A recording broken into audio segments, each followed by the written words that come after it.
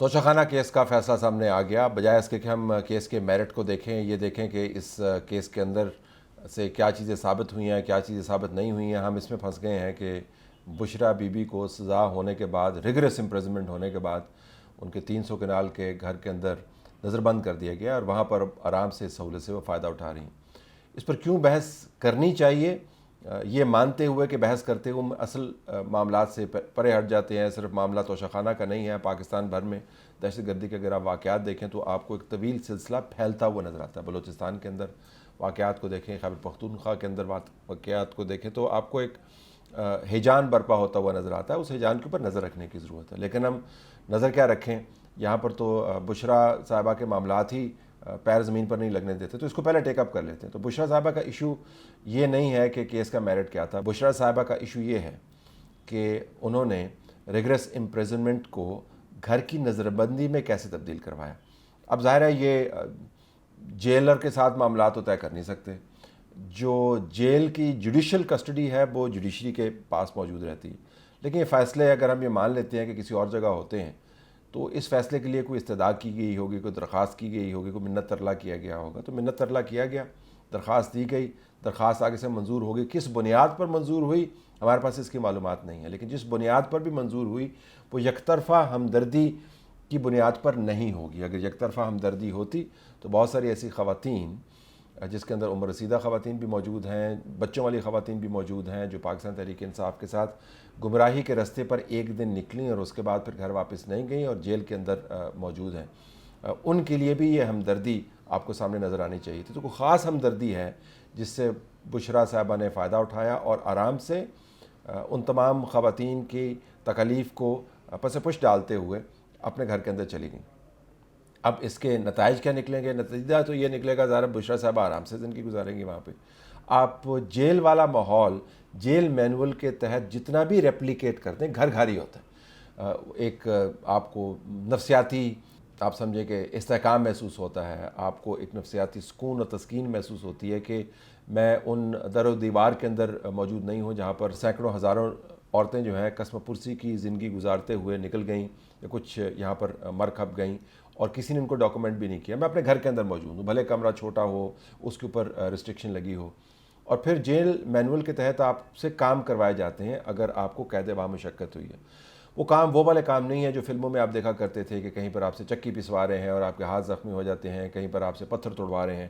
کسی اور زمانے میں ہوتا تھا. پاکستان کے جیل مینول کے اندر کافی تبدیلی آئی ہے. بنیاد بہرحال وہی ہے جو پرانی تھی کہ آپ نے قید با مشقت سے مراد یہ نہیں ہے کہ آپ اس کو جان سے ہی مار دیں یا اس کی جان ہی لے لیں. کچھ روٹین بنائی جاتی ہے. مثلا خواتین کے لیے کہیں پر نیٹنگ کا کام ہے، کہیں پہ کھڈی کے اوپر لگا دیتے ہیں ان کو، کہیں پر گارڈننگ کے اوپر لگا دیتے ہیں. اس قسم کے کام، اگر ان کے پاس کوئی ٹیلنٹ ہے، اگر کسی کو پڑھا سکتی ہیں تو پڑھانے کا کام ہوگا. پھر چادریں بچھانا اور پھر اس کے بعد کچھ ڈائریکشن کے تحت کام کیا جاتا ہے کہ اب آپ اس گراؤنڈ کے 4 چکر لگائیں، آپ وہاں سے اٹھ کے وہاں پہ جا کے کھڑی ہو جائیں. اس قسم کے کام بھی کروائے جاتے ہیں اور بہت سارا ثوابدیدی اختیار جو ہے وہ وارڈن کے پاس موجود ہوتا ہے. اگر یہ مشقت نہیں بھی ہے تو یہ دقت بہت بڑی ہے اور آپ جیل کے اس ماحول کا تصور بھی نہیں کر سکتے جس جیل کے ماحول کے اندر وارڈن کو کوئی پوچھنے والا نہیں ہوتا اور وہ کچھ بھی آپ سے کام کروا سکتے ہیں.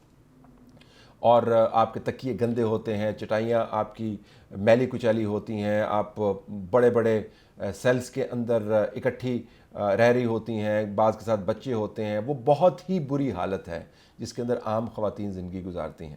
اب بشریٰ صاحبہ نے چونکہ اپنے آپ کو عام خاتون کہتے کہتے خاص خاتون کے مرتبے پر فائز کیا ہوا ہے، تو گھر کے اندر آپ یہ ماحول کریٹ نہیں کر سکتے. یہ نہ سمجھیے گا کہ میں کہہ رہا ہوں کہ گھر کے اندر یہ ماحول ان کے لیے کریٹ ہونا چاہیے. یہ کسی بھی خاتون کے لیے یا کسی بھی شخص کے لیے بہت بڑا امتحان ہے جب آپ جیل کی کنڈیشن سے گزر رہے ہوں.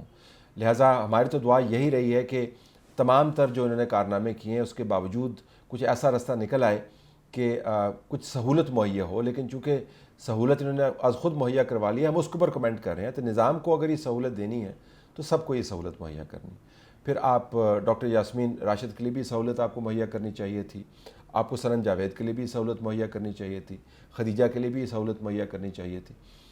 یہ بشریٰ صاحبہ کے لیے سہولت مہیا کر کے آپ نے نظام کے اندر ایک دو راہ نکال دیا ہے. آپ نے بتا دیا ہے کہ اگر کوئی ویلنگ ڈیلنگ کر لے، آپس کے معاملات طے کر لے، تو اس کے لیے یہ سہولت مل سکتی ہے کہ اپنے گھر کے اندر ہی آپ کیا قید با مشقت ہوگی، مطلب اس میں مشقت کیا اپنے گھر میں رہنا، آپ خود سوچ لیں۔ دوسرا ہے کہ پاکستان تحریک انصاف کو بھی سنجیدگی سے یہ سوچنا چاہیے کہ کتنا برا سمبلزم ہے۔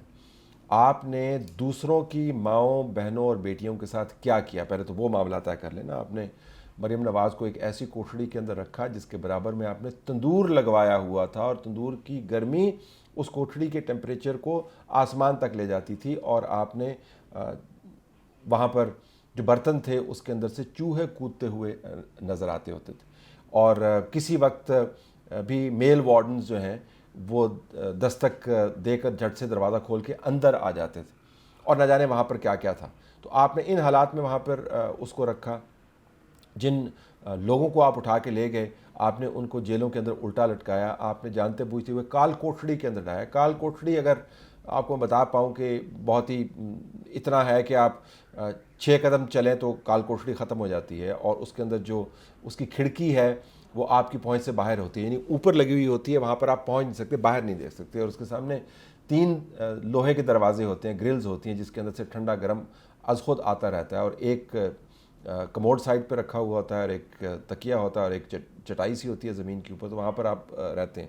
کال کوٹھڑیوں کے اندر لوگوں کو رکھا گیا۔ تو ایک تو آپ نے دوسروں کی جماعت والوں کے ساتھ یہ کی، دوسرا یہ کہ آپ نے اپنے لوگوں کے ساتھ کیا کیا، ان کو گمراہ کر کے سڑکوں کے اوپر نکالا، ان کے بال کھچوائے، ان کو ماریں لگوائیں۔ جب آپ ریاست کے اوپر حملہ آور ہوتے ہیں تو ریاست آگے سے ریئیکٹ کرتی، آپ کو پتہ تھا کہ آپ دیوار کے ساتھ ٹکر مار رہے ہیں، لیکن آپ نے دوسروں کی ماؤں بہنوں کو ان سے ٹکریں مروائیں، اور جب ٹکریں مروا کے ان کو جیلوں کے اندر ڈال دیا، تو جو وکلا جن کو ان کو پلیڈ کرنا چاہیے تھا، وکلا جن کو ان کو پلیڈ کرنا چاہیے تھا، وہ تمام کے تمام پہلے تو جتھا بن کر عمران خان اور بشرا کے کیسز کے اوپر لگ گئے۔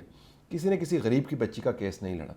اس کے بعد وہ وکلا جو ہیں وہ تمام کے تمام ٹکٹ لے کر الیکشن کیمپین انہوں نے شروع کر دی۔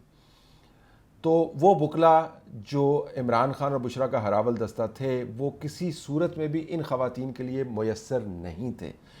ان کو آپ نے ان کے حال کے اوپر چھوڑ دیا، ان کی زندگیاں تباہ ہو گئیں، اور پھر آخر میں آ کے آپ سمبلزم بھی برقرار نہیں رکھ پائے۔ یعنی آپ نے جس کو روحانیت کے ساتھ میں آسمان کے اوپر بٹھایا ہوا تھا، اگر ان کی حقیقت بالکل اس سے مختلف ہے، جن کے اوپر آپ نے چھتریاں کر کر کے، جب دھوپ نہیں بھی پڑی تھی جب بھی چھتری کر کے چل رہے ہوتے تھے، ان کے گھیرا ایسے ڈالا ہوا ہوتا تھا کہ جیسے نہ جانے کیا اپنے سینے کے اندر وہ ایسے روحانی خزانے چھپا کے جا رہی ہیں کہ اگر ان کے اوپر دھوپ پڑ گئی تو وہ زائل ہو جائیں گے۔ ان کو آپ نے جب اتنے بڑے مقدمے کے اندر سزا ہوئی تو اٹھا کے ان کے گھر واپس بھجوا دیا۔ یہ ایشو ہے، یہ نہیں ہے کہ بشرا کو سفر کرنا چاہیے۔ ایشو یہ ہے جن لوگوں نے آپ کی وجہ سے سفر کیا ان کو آپ کیا سمبلزم پرووائڈ کر رہے ہیں۔ اسٹیبلشمنٹ کے بارے میں تو ہم کیا کہیں، اسٹیبلشمنٹ کا تو ایک اپنا مینول ہے جس کے مطابق وہ چلتے ہیں۔ پاکستان تحریک انصاف ان کے ورکرز کو اور ان کی خواتین کو بالخصوص یہ سوچنا چاہیے کہ جن لوگوں کے لیے وہ سر مار رہے ہیں دیوار کے اندر، وہ کسی بھی وقت، کسی بھی طور، کسی بھی وجہ سے، کسی بھی چھوٹے مقصد کے لیے ڈیل کٹ کر کے اپنی زندگی آرام سے گزار سکتے ہیں، اور آپ ہوتے رہیں گے کھجل۔